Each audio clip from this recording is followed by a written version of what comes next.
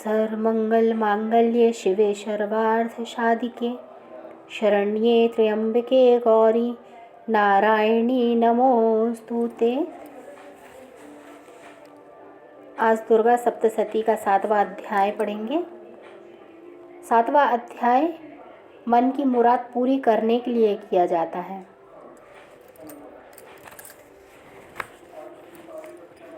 ऋषि बोले, तब आज्ञा पाते ही चंड मुंड आदि दैत्य आयुधों से सुसज्जित होकर चतुरंगिनी सेना के साथ चल पड़े। वहां पहुंचकर उन्होंने देखा कि हिमालय की ऊंची स्वर्ण की चोटी पर सिंह पर देवी बैठी है और मंद मंद हंस रही है। इस प्रकार उसे देखकर पकड़ने की चेष्टा करने लगे। किसी ने धनुष चढ़ा लिया, किसी ने तलवार संभाल ली एवं कितने एक देवी के पास पहुंच गए। तब अंबिका जी उन शत्रुओं के प्रति क्रोध में आ गईं। उस समय क्रोध के कारण उनका मुख काला हो गया। देवी के माथे पर कुटिल होकर भौहें तन गईं। तब तो भयानक मुख वाली काली देवी तलवार तथा पाश लिए प्रकट हो गई। उस समय अद्भुत साष्टांग धारण किया हुआ था। नरमुंडमाला शोभित थी, चीते के चर्म की साड़ी पहने थी।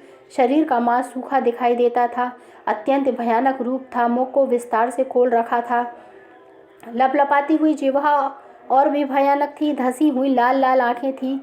गर्जना से सभी दिशाओं को भर दिया था। तब तो बड़े बेग से दैत्य सेना पर टूट पड़ी। बड़े बड़े असुरों को मारती हुई उनका भक्षण करने लगी। उन पार्श्व रक्षकों को, अंकुशधारियों को, महावत तथा योद्धाओं को घंटों के साथ कितने हाथियों को एक ही हाथ से पकड़कर मुंह में डालने लगी। वैसे ही घोड़ों के साथ रथों को एवं सारथियों को भी मुंह में डाल डालकर अत्यंत भयानक रूप से दांतों से उन्हें चबाती जाती थी।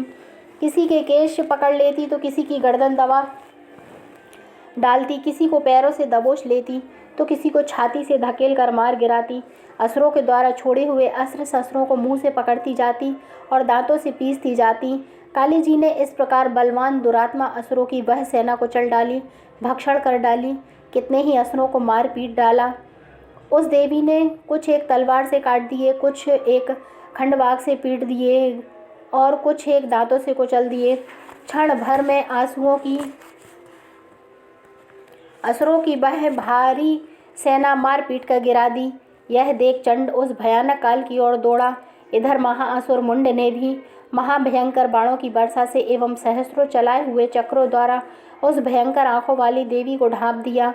वे अनेकों चक्र देवी के मुंह में प्रवेश करते हुए इस प्रकार दिखाई देने लगे जैसे बहुत से सूर्य बिंब बादलों के पेट में समाते जा रहे हों। तब तो जिसके भयानक मुख के भीतर जिनका देख सकना भी कठिन था, ऐसे दांतों के प्रकाश से दमकती हुई अत्यंत क्रोध में आकर भयानक गर्जना करती हुई यह काली भीषण अट्टहास करने लगी। हूँ हूँ करती हुई बहुत बड़ी तलवार लिए हुए देवी चंड पर कूद पड़ी। उसे बालों से पकड़कर उसी तलवार से झट चंड का सिर काट दिया। तब चंड को इस प्रकार मारा गया देखकर मुंड देवी की ओर दौड़ा।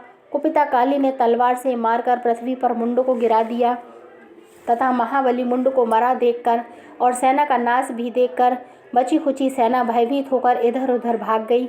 अनंता काली जी ने चंड और मुंड के सिर हाथ में ले लिए। फिर भयानक अट्टहास करती हुई चंडिका के पास पहुंचकर बोली, मैंने यह चंड और मुंड नामी महा पशु आपकी भेंट चढ़ा दिए। अब तो युद्ध में शुंभ और निशुंभ का आप स्वयं वध करना। ऋषि बोले, अपने सम्मुख लाए गए चंड मुंड महाअसुरों को देखकर कल्याणी चंडिका काली से ललित वचन बोली, हे देवी कालिके, क्योंकि तुम चंड मुंड को लेकर मेरे पास आई हो, इस कारण लोक में चामुंडा नाम से तुम्हारी ख्याति होगी। इति 7वां अध्याय समाप्त। 8वां अध्याय सुरक्षा के लिए किया जाता है। ऋषि बोले, चंड तथा मुंड दैन्य दैत्यों के मारे जाने पर एवं बहुत सी सेना के भी क्षय हो जाने पर असुर राज महाप्रतापी शुंभ के चित्त में भारी क्रोध पैदा हो गया। उसने सभी दैत्यों की सेना को युद्ध के लिए आज्ञा दी। उसने कहा, आज ओधा युद्ध नामक 86 सेनापति अपनी सारी सेना को लेकर चलें। कम्बू नामक 84 सेनापति भी अपनी सेना के साथ युद्ध के लिए निकले और मेरी आज्ञा से 50 करोड़ वीर कुल के असुर तथा 100 धूम्र कुल के सेनापति सेनाओं के साथ कूच कर दें और फिर मेरी आज्ञा से कलिक, मौर्य, दोहद, काली की ये सभी असुर तैयार होकर शीघ्र प्रस्थान करें। भयंकर शासन करने वाले असुर राज शुंभ ने इस प्रकार आज्ञा देकर स्वयं भी बहुत सी सहस्रों सेनाओं के साथ प्रस्थान कर गया। जब चंडिका ने देखा कि अब इस और भयानक सेना साथ लेकर निशुंभ आ रहा है, तब तो उन्होंने अपने धनुष की टंकार करके पृथ्वी आकाश के मध्य भाग को गुंजा दिया। हे राजन, उस समय सिंह ने भी बड़ी भारी गर्जना की। फिर अंबिका जी ने घंटा बजाकर उस गर्जना को और भी बढ़ा दिया। उस शब्द को सुनकर दैत्य सेनाओं ने चारों ओर से आकर देवी, सिंह और काली को क्रोध के साथ घेर लिया। इसी अवसर के मध्य में, हे राजन, दैत्यों के नाश के लिए तथा देवताओं की वृद्धि के लिए अत्यंत बल एवं पराक्रम से संपन्न होकर ब्रह्मा, विष्णु, शिव, कार्तिक, स्वामी, इंद्र आदि देवी की शक्तियाँ उन्हीं के शरीरों से निकलकर उन्हीं रूपों से चंडिका के पास आ गई। जिस देवता का जो रूप जैसे भूषण तथा वाहन है, उन्हीं वस्तुओं से संपन्न होकर वह देवता शक्ति वही रूप धारण कर दैत्यों के साथ युद्ध करने आ गई। ब्रह्मा जी की शक्ति, जिसे ब्रह्मणी कहा जाता है, वह हंसों से जुते हुए विमान पर आरूढ़ थी। अक्षर सूत्र कमंडल से शोभित थी। सबसे प्रथम उपस्थित हुई। महेश्वर की शक्ति वृषभ पर विराजमान सुंदर त्रिशूल धारण किए, महासर्पों के कंकड़ धारण किए, मस्तक पर चढ़ रेखा सुशोभित थी। वह महेश्वरी शक्ति आई। कार्तिक स्वामी की शक्ति हाथ में शक्ति मोर पर आरूढ़, ग्रह रूपिणी कौमारी अंबिका शक्ति दैत्यों से युद्ध करने आई। वैसे ही विष्णु की शक्ति गरुड़ पर सवार होकर शंख, चक्र, गदा, शांग्र एवं खंग हाथ में लिए वह वैष्णवी शक्ति आ गई। यज्ञ बारह का विचित्र रूप धारण करने वाले विष्णु की बारह शक्ति वैसा ही शरीर धारण करके वहां आई। नरसिंह जी के समान शरीर को धारण किए, गर्दन के बालों को फटकारने से आकाश के तारों को बिखेरती हुई नरसिंह शक्ति वहां आ पहुंची। इंद्र की शक्ति इंद्र के समान रूप वाली 1000 नेत्र धारण किए वज्र हाथ में लेकर ऐरावत गजराज पर आरूढ़ होकर वहां आ गई। तब उन देव शक्तियों से घिरे हुए शंकर जी ने चंडिका से कहा, मेरी प्रसन्नता के लिए शीघ्र से शीघ्र इन असुरों का संहार करो। तब देवी जी के शरीर से अत्यंत भयानक सैकड़ों गीदड़ियों की भांति हूँ हूँ करती हुई बड़ी चंडिका शक्ति प्रकट हो गई। तब उस अपराजिता देवी ने धुएं जैसी जटा वाले शिव से कहा, भगवान, आप दूत बनकर शुंभ निशुंभ के पास जाएं। वहां जाकर उन महाअभिमानी शुंभ निशुंभ दानवों को तथा युद्ध में आए दूसरे दानवों को भी कहे कि हे दानवों, यदि तुम लोग जीना चाहते हो तो त्रिलोकी का राज्य इंद्र को प्रदान करो। सभी देवता यज्ञ भाग पाए और तुम लोग पाताल में चले जाओ। यदि तुम्हें कुछ बल का अभिमान हो और युद्ध की अभिलाषा हो तो आ जाओ। तुम्हारे मांस से यह मेरी गीदड़ियाँ तृप्त हो जाएं। इस दूत रूप में स्वयं शिव को ही देवी जी ने नियुक्त किया। वह शिव शक्ति संसार में शिवदूती इस नाम से विख्यात हुई। जबकि शिव द्वारा कथित देवी जी के वचन उन महाअसुरों ने सुने तो बड़े क्रोध में आ गए और वहाँ कात्यायनी देवी स्थित थी उस ओर बढ़ने लगे।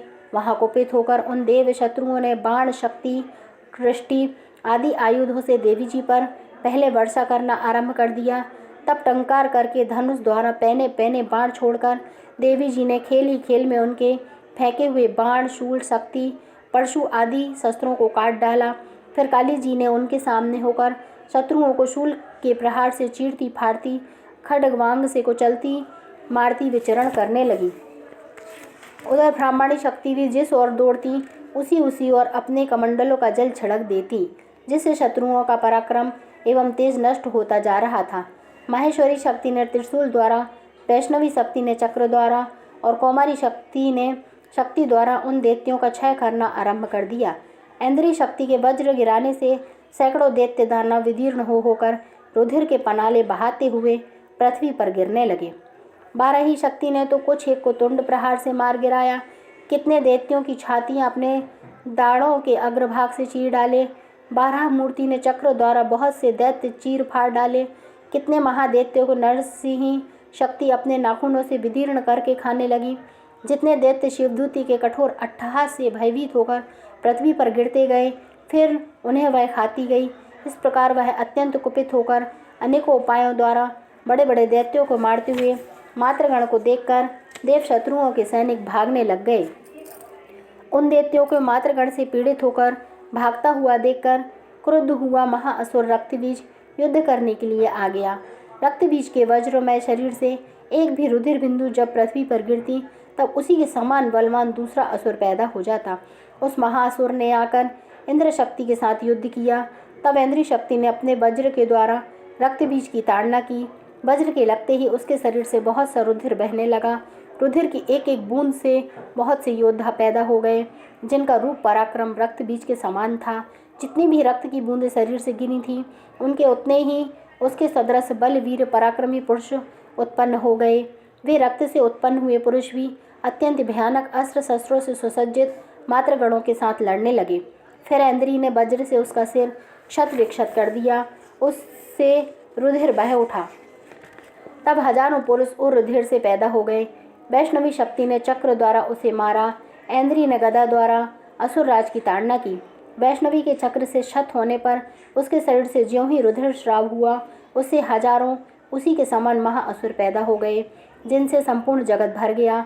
कौमारी ने शक्ति से उसे मारा, बाराही ने तलवार से, महेश्वरी ने महाअसुर रक्तबीज को त्रिशूल से हनन किया।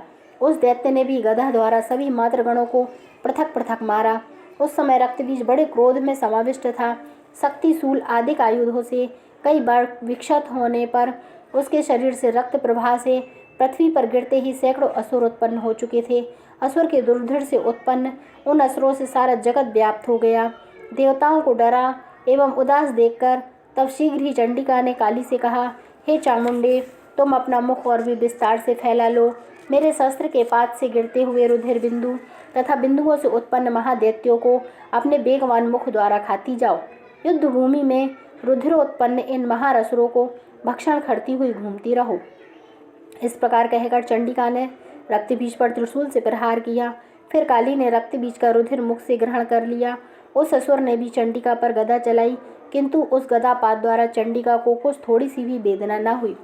रक्तबीज ने छत विक्षत शरीर से जो बहुत सा रुधिर गिरने लगा, उसे चामुंडा मुख द्वारा पीती गई, और जो रक्तपात दैत्य उत्पन्न हो गए थे, उन्हें भी मुख में डालती गई। इस प्रकार चामुंडा ने सभी दैत्य खा डाले और रक्तबीज का रुधिर भी पी डाला। तब देवी ने शूल, वज्र, तलवार, वृष्टि आदि आयुधों से हीन उस महासुर रक्तबीज को मार दिया। शस्त्र समूह से आहत होकर वह पृथ्वी पर गिर पड़ा। हे राजन, रुधिर तो उसका चामुंडा ने ही पी लिया था। उसकी मृत्यु होने पर देवता परम प्रसन्न हुए। मातृगण उसके रुधिर पान के मत से उन्मत्त होकर नृत्य करने लगे।